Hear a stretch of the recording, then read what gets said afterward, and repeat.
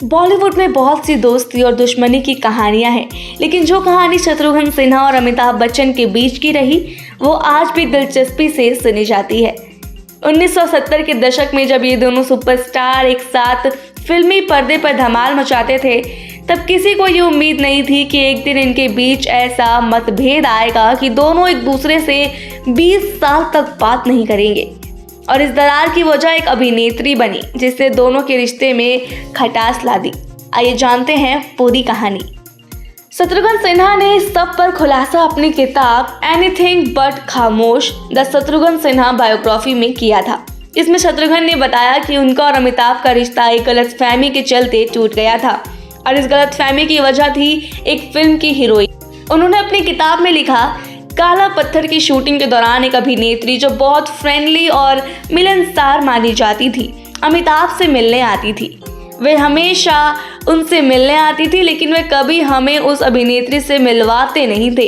ये देखकर हमें ऐसा महसूस हुआ कि वे हमें नज़रअंदाज कर रहे हैं, और ये हमारे बीच एक दरार की शुरुआत बनी।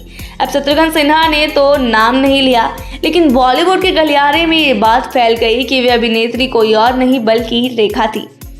शत्रुघ्न और रेखा के बीच कुछ मतभेद थे, और ये उनके रिश्ते में तनाव पैदा कर रहा था।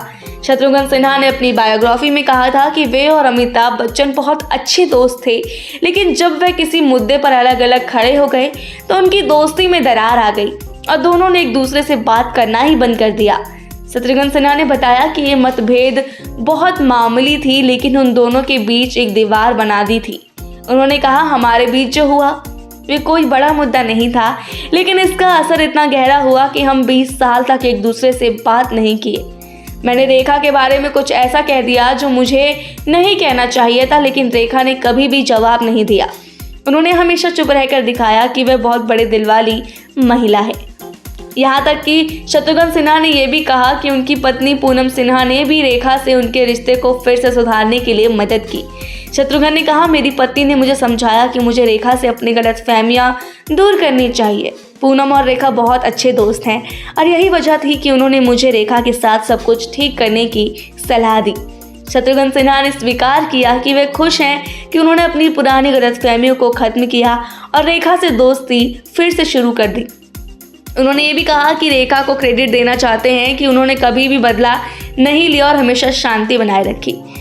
तो ये थी वो कहानी जो एक छोटी सी गलतफहमी से शुरू हुई और 20 साल तक चली, लेकिन अंत में समझ और प्यार से इन दोनों ने अपनी दोस्ती को फिर से बहाल किया।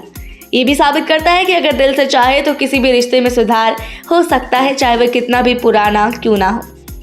ऐसी ही और कहानी सुनने के लिए सब्सक्राइब करें हमारे चैनल सौगंध टीवी को।